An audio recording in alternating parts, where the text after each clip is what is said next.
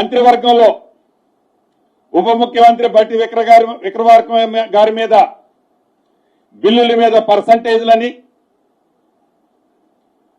సింగరేణిలో అవకతవకలని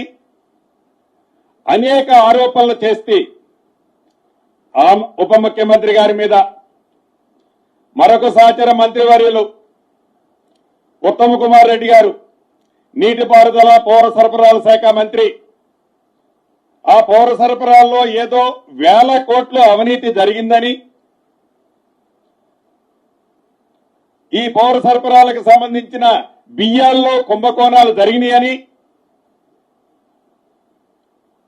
సహచర మంత్రివర్యులు ఉత్తమ్ కుమార్ రెడ్డి గారి మీద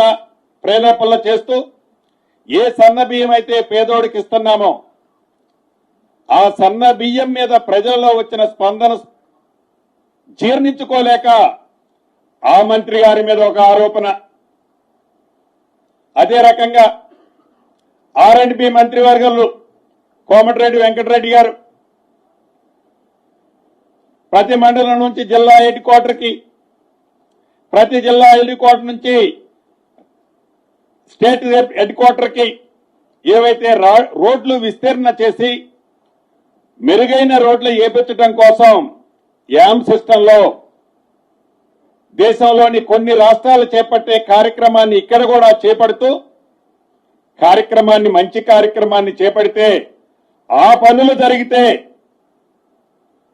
వారి ఉనికి కోల్పోతారని ఆ కార్యక్రమం మీద కోమటిరెడ్డి వెంకటరెడ్డి గారి మీద ఒక నిందలు,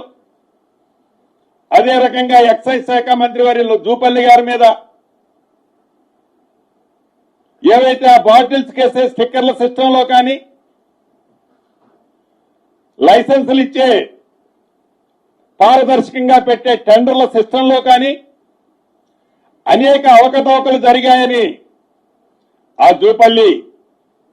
కృష్ణారావు గారి మీద, అదే రకంగా గౌరవ ముఖ్యమంత్రి గారు రేవంత్ రెడ్డి గారి శాఖకు సంబంధించిన ఇల్ట్ పాలసీ కానీ TDR పాలసీకి కానీ సంబంధించిన ఇలా ప్రతి మంత్రి మీద చివరికి నా మీద ముందు ఏదో క్రషర్ అంటాడు, తర్వాత నాగోలులో నాదరగల్ అంటాడు, మరొకసారి వట్టి నాగులపల్లి అంటాడు. ఇలా నా మీద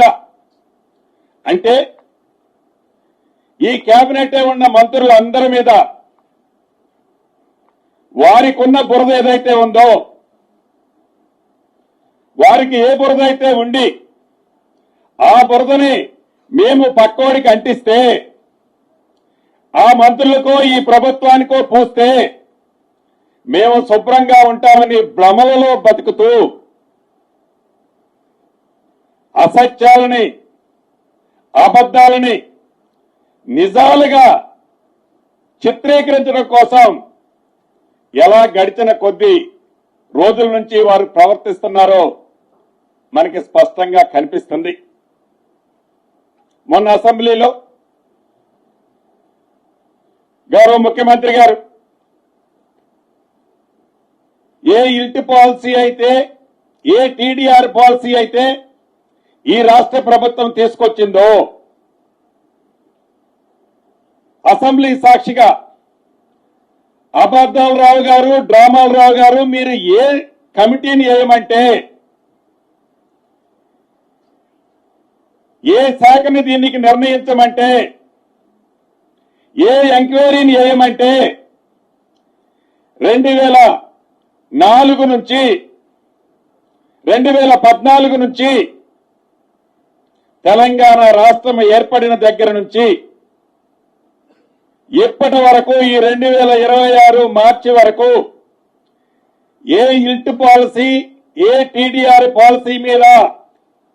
వేలాది కోట్లు అవకతవకలు జరుగుతున్నాయని మీరు చెప్తున్నారో, ఈ ప్రభుత్వం